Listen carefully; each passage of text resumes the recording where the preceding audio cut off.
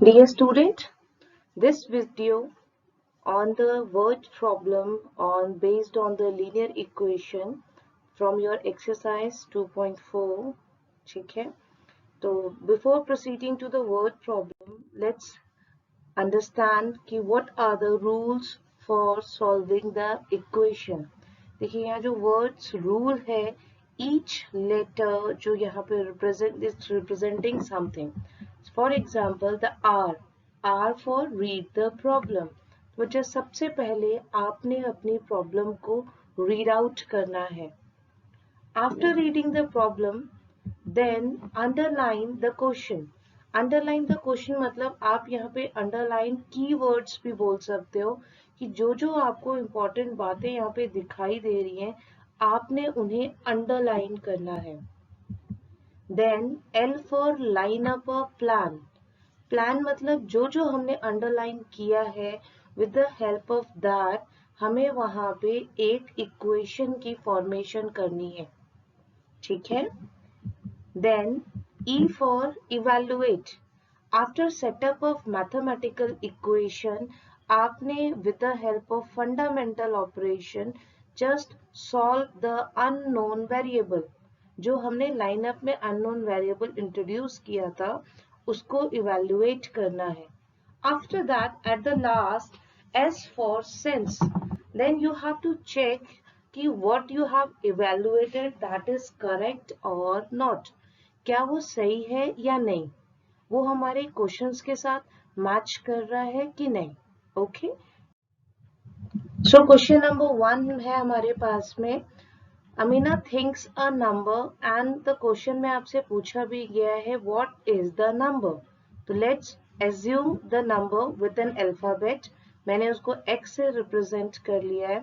You can use any alphabet from A to Z. Then subtract 5/2 from इट. It का मतलब उस number में से सब्ट्रैक्ट करना है. तो x will be written first और 5/2 बाद में लिखा जाएगा. Then she multiplies the result by 8. तो रिजल्ट कौन सा, ये वाला जो रिजल्ट आया है उसे मुझे 8 के साथ मल्टीप्लाई करना है. नेक्स्ट क्या कह रही है, द रिजल्ट नाउ ऑब्टेन्ड. ये हमारा रिजल्ट यहाँ पे हो गया है. इज का मतलब होता है इक्वल टू. ठीक है. 3 times the same number. 3 times किसके लिए यूज होगा यहाँ पे, इसके से जो नंबर हमने लिया था उसका 3 टाइम्स. ठीक है.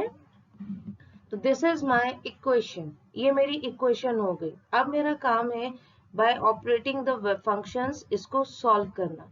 तो सबसे पहले x 8 को x के साथ मल्टीप्लाई किया 8x. 8 को 5/2 के साथ मल्टीप्लाई किया, मैंने यहाँ पे लिख दिया है. और on the right hand side simply just 3 और x को साथ मल्टीप्लीकेशन करेंगे तो मेरे पास आ जाएगा 3x. यहाँ पे आपका 2 से ये 4 कैंसिल हो जाएगा. ये 2 4 जा 8 एंड 4 5 जा 20. अब करना क्या बच्चा, मुझे वेरिएबल एक तरफ रखना है और आपका नंबर एक तरफ करना है. ठीक है. ये मेरी इक्वेशन है. देखिए -20 जब यहाँ से इस तरफ आएगा आपकी राइट हैंड साइड की तरफ तो जाएगा प्लस का 20. ठीक है. और 3x यहाँ से जाएगा तो इस तरफ हो जाएगा माइनस का 3x. तो आफ्टर शिफ्टिंग द वैल्यूज जो मेरी एक्सप्रेशन है it looks like that 8x minus 3x equal to 20. फिर 8 और 3x में से आप इसको सॉल्व करेंगे तो 5x हो जाएगा यहाँ पे. अब x को 5 को आपने ट्रांसपोज करना है तो 5 मल्टीप्लीकेशन में इस तरफ आके डिवीजन में x की वैल्यू आ जाएगी 4. It means the required number is 4. ये था मेरा क्वेश्चन नंबर 1. क्वेश्चन नंबर 2 बच्चा बिल्कुल ऐसे ही है आपका. ठीक है. एक नंबर है, उसका 2 नंबर्स है. नंबर्स बोला है ना तो एक x हो गया, दूसरा बोला है 5 टाइम्स ऑफ द अनदर तो 5x हो जाएगा. दोनों नंबर में मुझे 21 प्लस करना है, मैंने कर दिया. उसके बाद क्या कह रहा है, one of the new number becomes twice the other. एक दूसरे का डबल हो जाएगा. याद रखिए बच्चा 5x जो है दैट इज ग्रेटर. इसका मतलब जो ये हमने 2 टाइम्स मल्टीप्लाई करना है, ये छोटे नंबर के साथ मल्टीप्लाई हो जाएगा। उसके बाद आप इसे सॉल्व कर देंगे ब्रैकेट करके, x की वैल्यू आ जाएगी आपके पास 7, फिर 5 के साथ मल्टीप्लाई करेंगे तो आपके पास आ जाएगा 35। नेक्स्ट है डिजिट वाले क्वेश्चन। ये बहुत इंपॉर्टेंट क्वेश्चन है, ये आपको 9th और 10th में भी मिलेंगे ये वाले क्वेश्चन आपके, ठीक है। ओके, तो देन आपका यहाँ पे देखिए बच्चा, एक बच्चा है कि 15 और 5 को मल्टीप्लाई किया तो ऑब्वियस है आंसर आएगा आपके पास 75। But when I right 75 in expanded form तो आ जाएगा 70 प्लस 5, ठीक है। तो अब मैं 70 को फिर ब्रेक करूंगी तो यह आ जाएगा 7 इंटू 10 प्लस 5। इसका मतलब ये हुआ किसी भी नंबर की जो जर्नल फॉर्म होती है वो कैसे होती है, 10 मेरे पास लिखा हुआ रहता है, उसके साथ एक यूनिट डिजिट का नंबर मल्टीप्लाई होता है, और सॉरी टेंस डिजिट का नंबर मल्टीप्लाई होता है, और यूनिट प्लेस का नंबर जो है वो लिखा रहता है। ऐसे इस तरीके से मेरा एक नंबर की जनरलाइजेशन फॉर्म होती है। तो क्वेश्चन अपना स्टडी करते हैं बेटा, क्या बोल रहा है। मेरे पास 2 डिजिट का एक नंबर है, कोई भी हो सकता है, 11 से लेके 99 तक, ठीक है। उन दोनों का सम जो है वो 9 है, राइट। तो अगर मैं किसी नंबर को x एज्यूम कर रही हूँ तो दूसरा नंबर क्या हो, जैसे मान लीजिए मैं इसको आपका ले लेती हूँ 3 प्लस 6 ले लेते हैं, इन दोनों का सम 9 है, राइट। फॉर एग्जाम्पल मैंने कहा आपसे कि 2 डिजिट का सम 9 है, एक 3 है, तो दूसरा वाला मुझे बताओ। आप क्या करोगे, फटाफट 9 में से 3 को माइनस करेंगे और कहेंगे मैम दूसरा नंबर 6 है। एग्जैक्टली यही करना बच्चा, अगर एक x गिवन है तो दूसरा हो जाएगा मेरे पास 9 माइनस x, ठीक है। ये एक हमारा काम हो गया यहाँ पे। ओके, देन आगे हमारा क्वेश्चन में क्या बोल रहा है उसको रीड आउट करते हैं।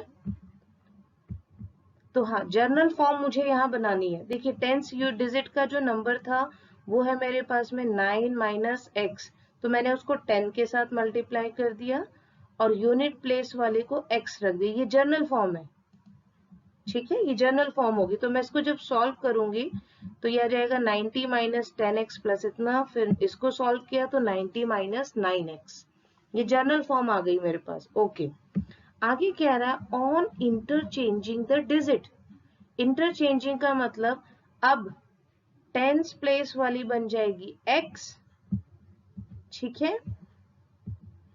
ये मेरा नंबर है बच्चा 10 के साथ मुझे पहले मैंने 9 माइनस एक्स को मल्टीप्लाई किया था, पर अब मैं किसको करूंगी, x को, ठीक है।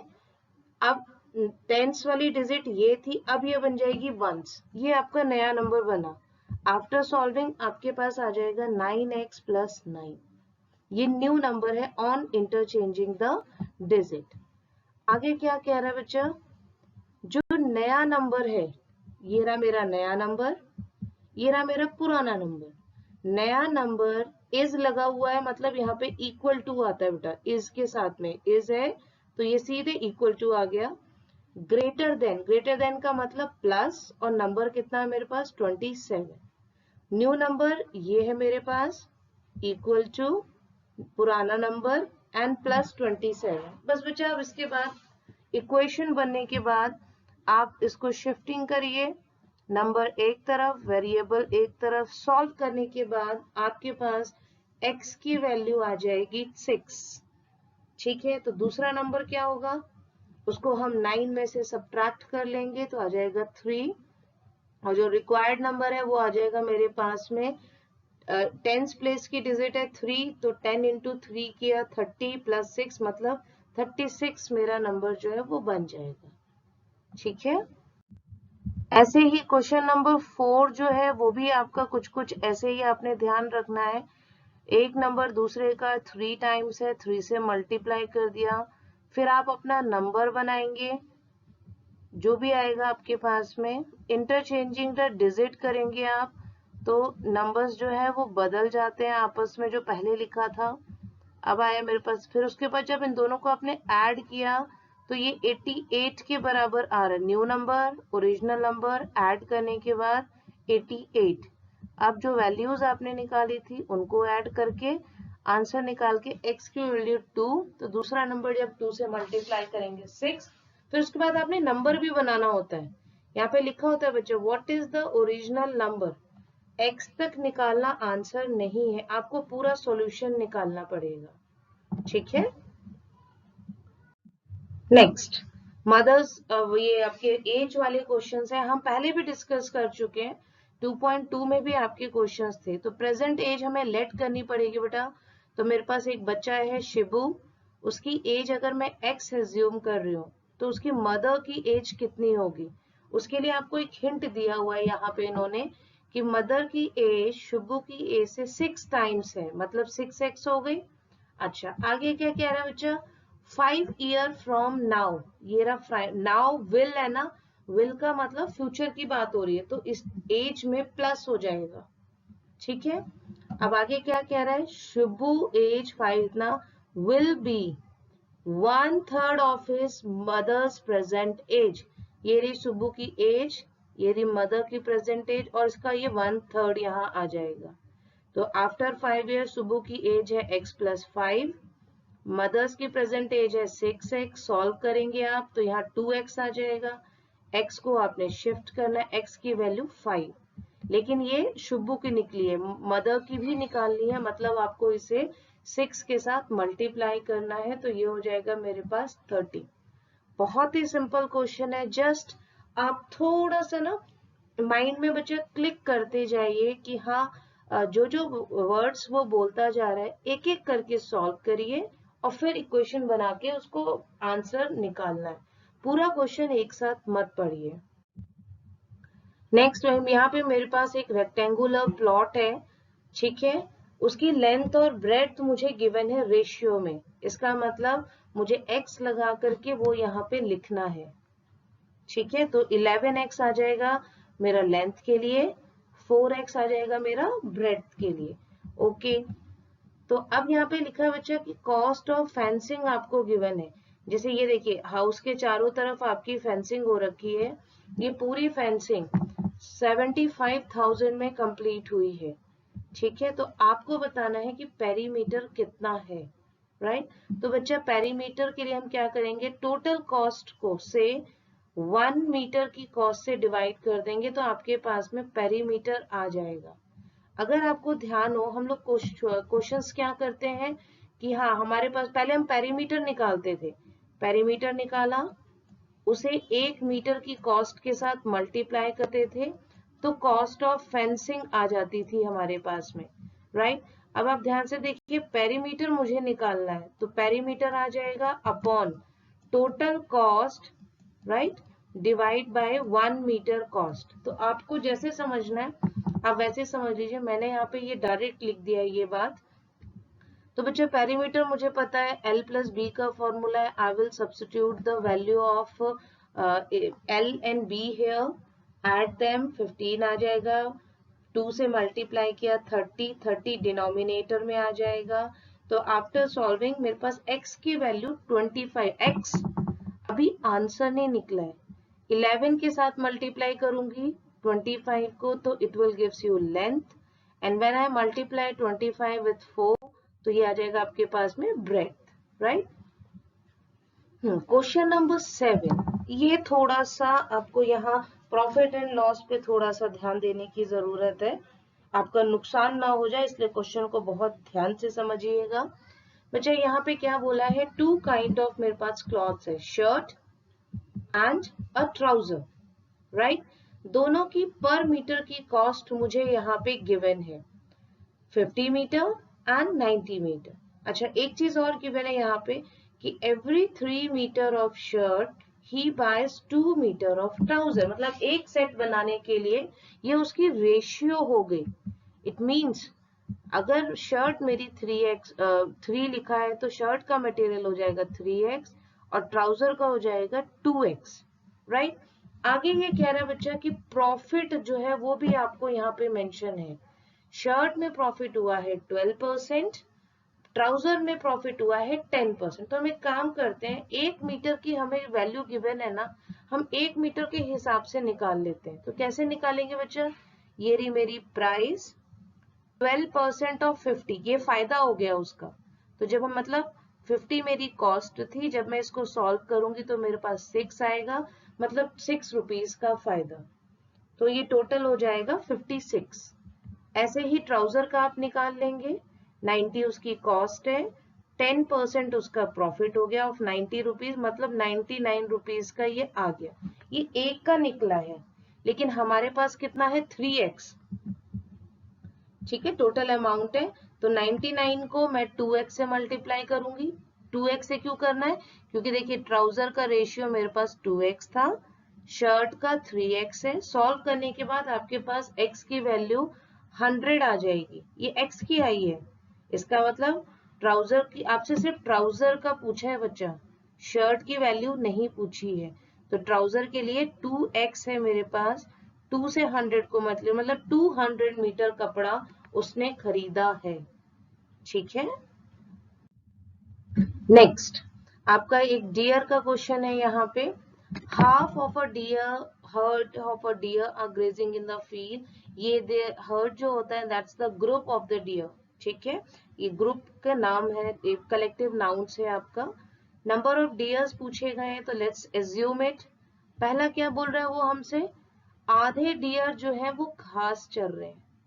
ठीक, ग्रेजिंग द ग्रास, ग्रेजिंग में घास चरना बच्चा। ओके, आधे, आधे का मतलब क्या हुआ, हाफ, राइट। तो अगर मैं आपसे कहूं कि 20 डियर्स हैं, आधे जो है they are eating grass, then आप क्या करोगे, इसको 2 से डिवाइड कर दोगे। एग्जैक्टली ना, सेम यही चीज यहाँ आपको करनी है। x है मेरे पास, x/2 जो है वो आ जाएगा number of deer grazing in the field, right. Okay, then है मेरे पास में 3/4 ऑफ द रिमेनिंग। ध्यान दीजिए, जो बच गए हैं उनका 3/4। ठीक है, तो जो बच गए हैं कैसे निकालेंगे आप यहाँ पे, तो देखिए 3/4 तो मैंने ऐसे लिखा, इनटू यहाँ पे आ जाएगा number of remaining dears. Okay, तो हमने, हमारे पास टोटल थे x, उसमें से x/2 चले गए, तो हमारे पास आ जाएगा यहाँ पे x minus x/2। After solving the whole आपके पास आ जाएगा 3x minus 8। इसका मतलब 3x minus 8 जो है वो आपके खेल रहे हैं, राइट। आगे क्या बोला है इसने, रेस्ट 9 आर ड्रिंकिंग वाटर। जो बाकी 9 बच गए वो पानी पी रहे हैं, तो वो तो जस्ट मुझे लिखना ही है। अब इक्वेशन कैसे बनाऊं, बड़ा मुश्किल है। देखिए बच्चा, ये टोटल नंबर ऑफ डियर थे, और यहाँ जो कुछ मैंने लिखा है ये उसी ग्रुप का हिस्सा है। जैसे आपकी क्लास जब ग्राउंड पे आती है, 10 बच्चे जो, मान लीजिए 55 बच्चे हैं आपकी क्लास में। ठीक है, 55 स्टूडेंट्स आर देयर, राइट। अच्छा, 10 बच्चे जो हैं वो बास्केटबॉल खेल रहे हैं, 12 बच्चे जो हैं वो रेसिंग कर रहे हैं आपके। अच्छा, गर्ल्स जो है दे आर सिटिंग, तो वो आपकी 17 हो गई। इस तरीके से मैं एग्जांपल दे रही हूँ आपको यहाँ पे।